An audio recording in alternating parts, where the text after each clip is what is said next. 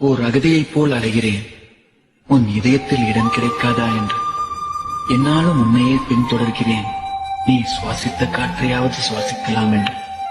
உலகில் எல்லா கண்ணாடிகளை விடவும் உன்னை அழகாக பிரதிபலிப்பவன் நான் தான்.